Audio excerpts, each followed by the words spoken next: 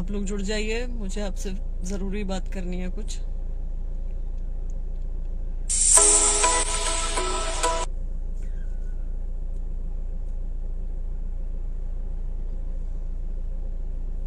नमस्कार आप सभी को। आज हमारी तिरंगा यात्रा थी। सीईटी क्वालिफाइंग के संदर्भ में हमने तिरंगा यात्रा निकालनी थी। आज हम इसी के संदर्भ में सेक्टर 5 धरना ग्राउंड पंचकुला में एकत्रित हुए थे।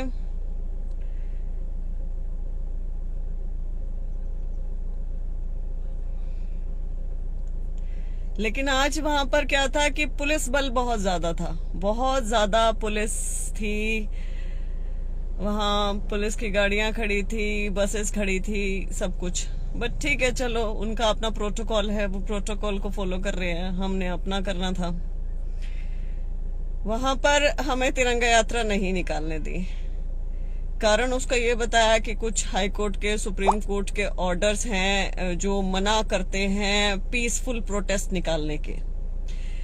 मेरे पूछने पर कि कौन से वो ऑर्डर्स हैं, ऑर्डर की कॉपी दिखाई जाए, मुझे ऑर्डर की कॉपी नहीं दिखाई गई। थ्रू आउट हम लोग वहां खड़े रहे, मैं बोलती रही कि आप ऑर्डर कौन से हैं रिटर्न में दिखाओ तो सही।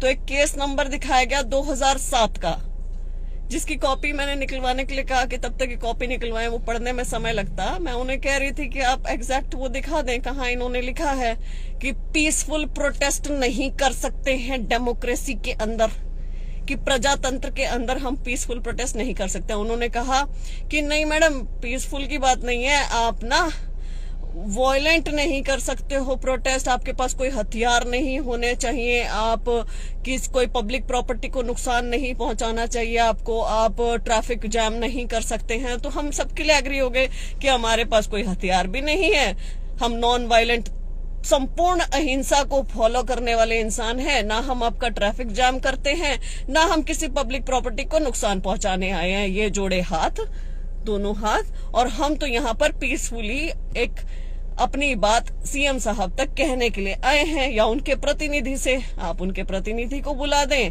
या फिर हमें वहां जाने दें। और हम तो जी तिरंगा यात्रा का नाम लेकर आए हैं, दूर दूर से अभ्यर्थी आए हुए, कोई सिरसा से है, कोई फतेहाबाद से है, कोई पलवल से है, कोई फरीदाबाद से है। तो जी तिरंगा यात्रा निकाले बिना तो जाएंगे नहीं। ह्यूमन चेन बना लेते हैं, एक के पीछे एक अभ्यर्थी चलेगा, हम दूसरी लाइन भी नहीं बनाते हैं, एक ही लाइन बना के हम चलते हैं। इससे आपका जो पब्लिक ट्रांसपोर्ट है वो भी ऑब्स्ट्रक्ट नहीं होगा। लेकिन स्टिल वे नहीं माने, राइट। बहुत सारी फोर्स आगे खड़ी होगी। एक कागज पे सिग्नेचर करने के लिए कहा गया जिसमें पब्लिक प्रॉपर्टी को नुकसान और ये सब कुछ, विच आई डिनाइड कि इसके ऊपर सिग्नेचर तो नहीं करूंगी मैं। प्रेशर बहुत ज्यादा आ गया तो वहां खुद से पैराग्राफ मैंने लिखा है बैठकर कि we are here to protest / march peacefully, kindly allow us to do the same. And then I signed, then Parimal ji has signed, and then one more candidate has signed that paper. हमारे पूरा उनको आश्वासित करने के बाद भी कि हम कुछ यहाँ पर नहीं हो हल्ला मचा रहे हैं, बड़े प्यार से, बड़े शांतिपूर्वक, हम शांति प्रिय ही हैं, कैंडिडेट्स हैं यहाँ पे बहुत सारे, हम एक मार्च निकालना चाहते हैं, नहीं निकालने दिया और गिरफ्तारी कर ली गई। वो जो आपने दिन में वीडियो देखी होगी, यहाँ डाल दी थी मैंने, वो वही थी।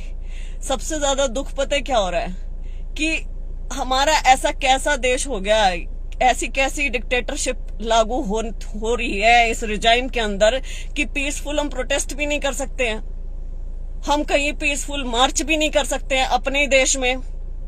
डेमोक्रेसी में क्या है, we the people, we the people. ये देश क्या है, देश नेता है क्या, नेताओं का है देश? वी द पीपल, लोगों का देश है, लोगों से बना है, प्रजातंत्र है, प्रजा का तंत्र है, रिपब्लिक है, पब्लिक का रिपब्लिक है। I was so astonished to see this and I asked ACP's name, उनका पढ़ा मैंने, किशोरी लाल उनका नाम था, और मैंने कहा था कि आप ये जो आज आपने कहा है ना कि पीसफुली भी प्रोटेस्ट नहीं कर सकते हैं, तो ये मुझे आप दिखाएंगे, शो करेंगे। जानबूझ के मैं उनका नाम ले रही हूँ, यहाँ पे भी जानबूझ के मैंने उनका नाम लिया, जो न्यूज मीडिया वहां पे जो भी था उनके सामने भी, कि ये कह रहे हैं कि पीसफुली प्रोटेस्ट अलाउ नहीं है, ये कह रहे हैं कि पीसफुली मार्च नहीं कर सकते, ये एसीपी कह रहे हैं कि हम हाउसिंग बोर्ड तक नहीं जा सकते क्योंकि हाई कोर्ट और सुप्रीम कोर्ट का ऑर्डर है जो कि वो प्रोड्यूस नहीं कर पाए। क्या फर्क रह गया फिर? ईस्ट इंडिया कंपनी आई थी, वो कैसी थी? कैसे कह दूं मैं कि सरकार से बात करना बड़ा आसान है? अरे सरकार, कमाल की बात होगी। ये तो राजा महाराजा हैं जो बैठे हैं राजगद्दी पे, शायद कभी छोड़ने वाले ही नहीं है, तभी ऐसे बिहेव कर रहे हैं। जाने देते, अभ्यर्थी तिरंगा यात्रा निकालने आए हैं, आपको आश्वासित कर रहे हैं, आपके हाथों में डंडे हैं, आप कभी भी चला देना। आपकी पुलिस फोर्स इतनी ज्यादा, अगर किसी ने भी बदमाशी करी तो। बट स्टिल ले गए। बस वही था कि इन्होंने आंदोलन का दम निकालना था। 2 गाड़ियां भर के एक जगह ले गए, 1 गाड़ी भर के एक जगह ले गए, कुछ बच्चे वहां छोड़ दिए, तो वो ऐसे बिखर गया। व्हाटएवर, इसके जहां मैं पहुंची, मैंने अभ्यर्थियों से बात करी और वहां पे इनफैक्ट जितने बच्चे मेरे साथ पुलिस लाइन में थे उनको तो मैंने ये चीज बताई, एंड आई एम श्योर आधे लोगों को ये चीज समझ में आई होगी, और लेकिन क्लॉजेस याद नहीं होंगे। तो मुझे ये पता चला कि लीगल जो बैकिंग है ना, काफी सारे लोगों को नहीं पता है, तो मैं ऑनलाइन आपको लाइव के माध्यम से बताना चाहती हूँ। वो ये है कि हम क्लॉज 7(1) एडवर्टीजमेंट का उसके खिलाफ हैं, ठीक है, और क्लॉज 9(1) जो है पॉलिसी का उसके खिलाफ। हम सीईटी के क्लॉज 7(1) एडवर्टीजमेंट का और 9(1) पॉलिसी का उसके खिलाफ हैं, ठीक है, जो रेस्ट्रिक्ट करता है अभ्यर्थियों को सीईटी के स्किल टेस्ट में बैठने से। पहली बात। दूसरी बात, सीईटी का जो पहला पेपर है उसके अंक डिसाइड नहीं करेंगे कि किसको नौकरी मिलेगी किसको नहीं मिलेगी, क्योंकि जो नौकरी है उसका डिसीजन स्किल टेस्ट के अंकों से हो रहा है। स्किल टेस्ट में आप जितने भी मार्क्स लेते हैं उसके अंकों के आधार पर आपको नौकरी मिलेगी। ये खुद रिस्पोंडेंट जो गवर्नमेंट ऑफ हरियाणा और HSSC है वो कह रही है। इसका अर्थ ये हुआ कि ये जो अंक है जिसके बेसिस पे एलिजिबिलिटी डिसाइड होनी है वो औचित्य ही नहीं रखते कुछ भी, तो इन अंकों का इतना बड़ा बवाल क्यों मचाया हुआ है? ये उल्लंघन है फंडामेंटल राइट आर्टिकल 14 और 16 का। आर्टिकल 14 राइट टू इक्वालिटी का उल्लंघन है और article 16 right to equal opportunities of employment का उल्लंघन है, ठीक है। ये ध्यान रखो जो भी चीजें मैं बोल रही हूँ। और आर्टिकल 309 जो सिविल सर्विसेज के आर्टिकल्स में से एक है, वो इस जो पॉलिसी 5/5/2022 को आई थी उसके कंसोनेंस में ही नहीं है, तो ये ग्रुप सी और डी के रूल्स फ्रेम ही नहीं हो सकते हैं। 5/5/2022 को जो पॉलिसी आई थी 309 के मतलब कंसोनेंस में नहीं आ रही है ये, तो इसका भी उल्लंघन हो जाता है। साथ ही जो माननीय मुख्यमंत्री साहब झूठ बोल रहे हैं कि rules of the game can not be change, तो वो रूल्स ऑफ द गेम इन्होंने इसमें 5 अंक एक्स्ट्रा देकर भी करे, पुलिस में नॉर्मलाइजेशन इंक्लूड करके भी करे, पीजीटी के 2019 से रूल्स ऑफ द गेम ये चेंज करे जा रहे थे, उसमें भी हो रहे थे। अब ये यहाँ पे जो ये कहते हैं, कुछ लोग बोलते हैं कि 4 गुना में जी हम आते हैं और हम टॉपर्स में है और हम केस फाइल कर देंगे फिर जो टॉपर्स वाले हैं, तो उनका भी मैं आपको जवाब दे रही हूँ, आप अभी से ही ध्यान रखें। वो ये है कि 4 गुना में आता कौन है अभी तक किसी को नहीं पता है। Who are those? Rank wise result आया ही नहीं अब तक, ठीक है ना, कोई स्टेक होल्डर ही नहीं है।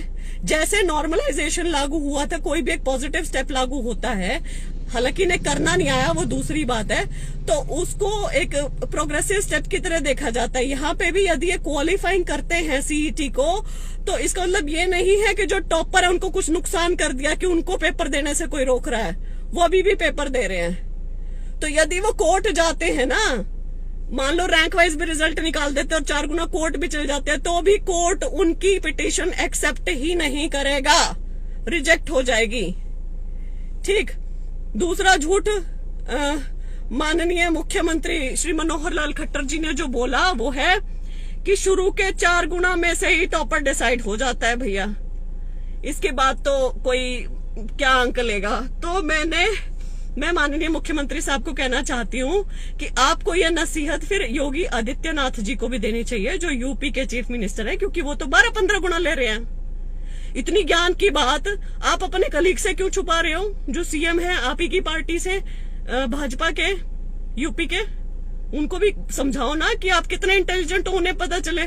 साथ ही मोदी जी को भी बता के आ जाओ, क्योंकि सेंटर में तो 20-20 गुना तक लिया जा रहा है।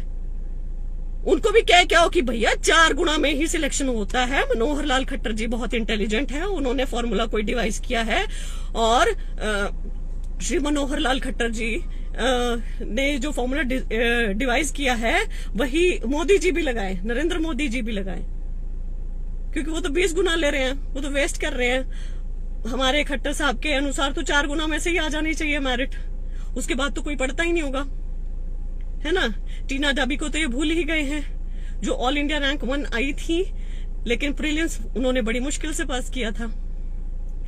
तो ये कुछ चीजें हैं। हाँ, एक और कि आप तो भाई केस हार ही गए हो डबल बेंच से। कल सॉरी मैंने सिंगल बेंच लिख दिया था, वो डबल बेंच था। आप तो डबल बेंच से केस हार ही गए हैं, तो अब क्या बचा है आपके पास? तो उसका भी ये जवाब है कि डबल बेंच से केस हारे हैं, अभी सुप्रीम कोर्ट भी है आगे, हमारे पास लीगल रेमेडीज भी हैं, दे आर नॉट एग्जॉस्टेड।